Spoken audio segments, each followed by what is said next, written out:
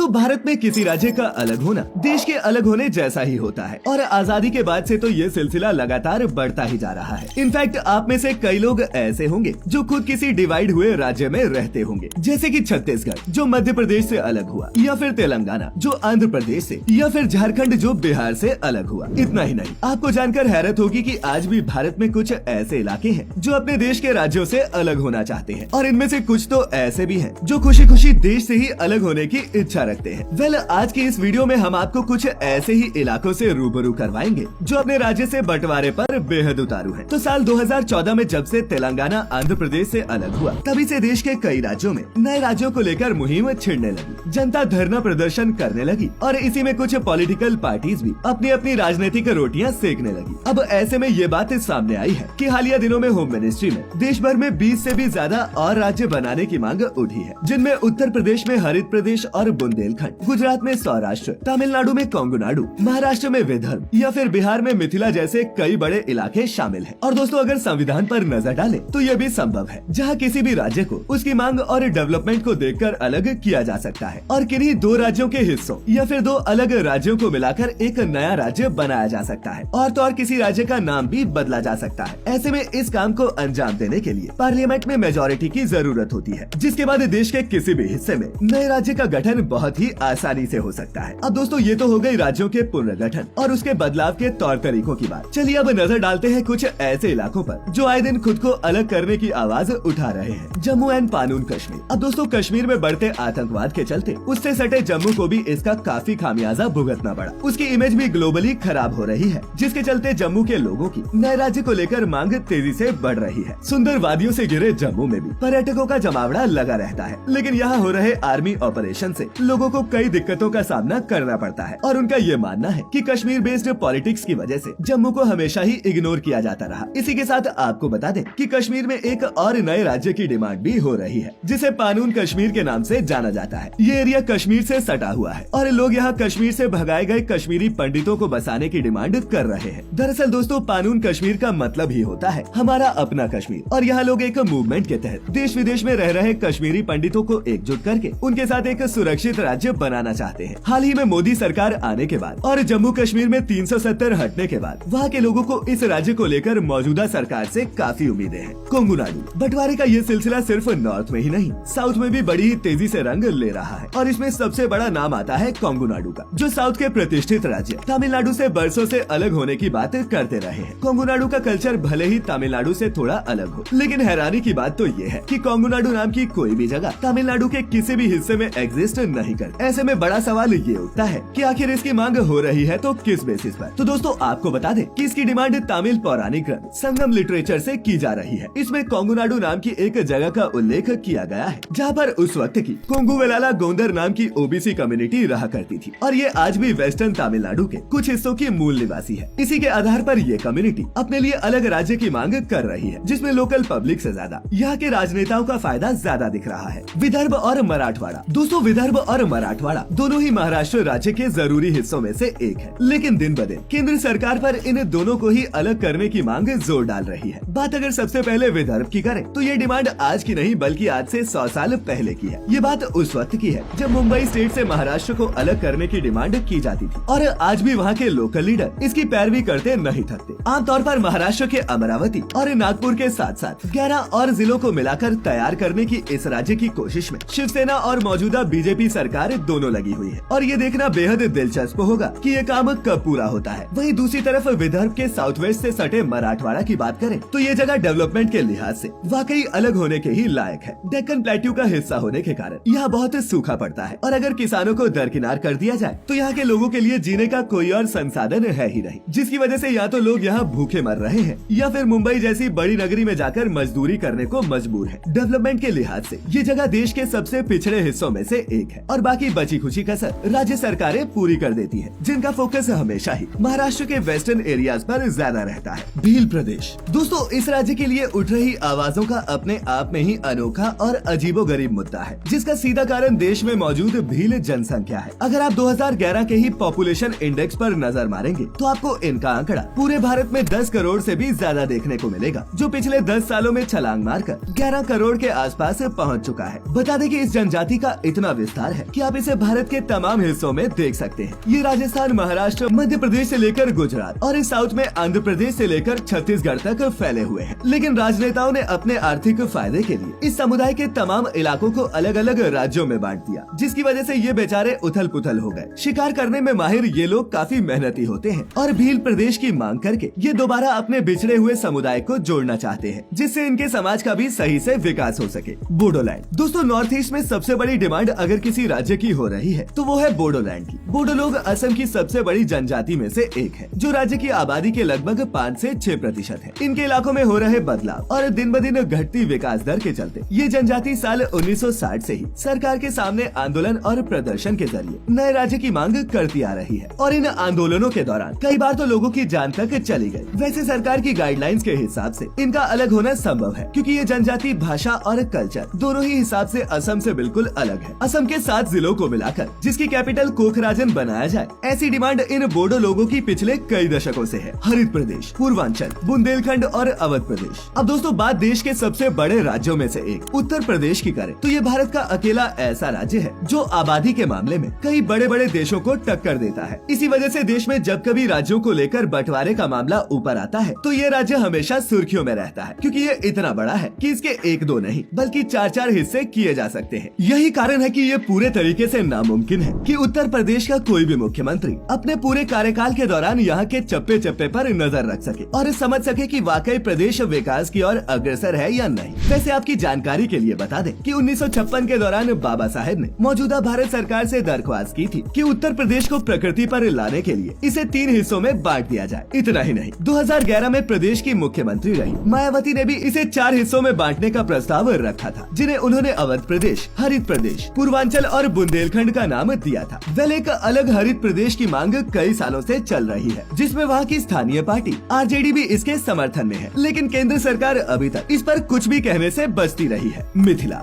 महान सम्राट चंद्रगुप्त मौर्य की सरजमी बिहार सदियों से ही अलग अलग नामों से इतिहास में प्रसिद्ध रहा है और इन्हीं में से एक नाम है मिथिला। अब दोस्तों बिहार भले ही क्षेत्रफल में छोटा हो, लेकिन इसकी आबादी कई बड़े देशों की जनसंख्या को टक्कर देती है और इसी के चलते इसीलिए यहाँ पर विकास के नाम पर कुछ देखने को मिलता है, तो वो है कई बच्चों के नाम। आज की डेट में बिहार देश के सबसे पिछड़े राज्यों में से एक है और उन्हीं पिछड़ों में से सबसे पिछड़ा है बिहार का ये मिथिला रीजन। गंडक नदी के पूर्व से बिहार का ये पूरा हिस्सा शुरुआत से ही मैथिली भाषी रहा है और यहाँ पर भोजपुरी का उतना प्रभाव नहीं है, जिसकी वजह से भाषाई और विकास के तौर पर इस राज्य की मांग कई सालों से उठ रही है। बिहार का यही इलाका सबसे ज्यादा बाढ़ से पीड़ित रहता है। हकीकत तो ये है कि यहाँ ठीक से जल प्रबंधन की कोई व्यवस्था है ही नहीं और न ही राज्य की सरकारें कभी उस पर गौर करती है। यह बाढ़ सिर्फ तबाही नहीं लाती बल्कि यहाँ के लोगों को बर्बाद करके जाती है। हर साल तकरीबन मिथिला का 80% हिस्सा बाढ़ के चलते तहस नहस हो जाता है, लेकिन सरकार के कानों में जू तक नहीं रहेगी। नेता हो या राजनेता, इस इलाके में वो आते हैं तो सिर्फ वोट मांगने के लिए। ऐसे में बिहार से मिथिला का अलग होना बेहद जरूरी है और जरूरी इसलिए भी ताकि यहाँ के लोगों को भी जरूरी संसाधन और रोजगार समय से मिल सके। वैसे दोस्तों ये कहना कहीं से भी गलत नहीं होगा कि हमारी संस्कृति इतनी विविध है कि यहाँ पर हर चंद किलोमीटर पर भाषा बदल जाती है, रहने के तौर तरीके बदल जाते हैं। ऐसे में अगर सरकारें नए राज्य बनाने पर आ जाए तो हर जिला खुद में ही नया राज्य बनने की काबिलियत रखता है, लेकिन ये प्रैक्टिकली पॉसिबल नहीं और इसीलिए केंद्र सरकार को इन सभी पहलुओं को समझकर एक कदम आगे बढ़कर सभी राज्यों के पुनर्गठन पर जोर देना चाहिए, ताकि राज्य के सभी इलाकों पर सरकार की बारीक नजर बनी रहे, जिससे भारत का हर शख्स सरकारी संसाधनों का लाभ उठा सके और वैसे ही तरक्की की राह पर चल सके जैसे दिल्ली, मुंबई जैसे शहरों के लोग चलते हैं। अब दोस्तों आप इनमें से किस राज्य के अलग होने के समर्थन में हैं? हमें नीचे कमेंट करके जरूर बताएं। और आज की ये वीडियो इंटरेस्टिंग लगी हो तो इसे अपने दोस्तों के साथ भी शेयर जरूर करें। ऐसी सभी वीडियोस देखते रहने के लिए जुड़े रहे फैक्टिफाइड हिंदी के साथ। तो जल्द ही फिर मिलेंगे, तब तक के लिए आपका बहुत बहुत शुक्रिया।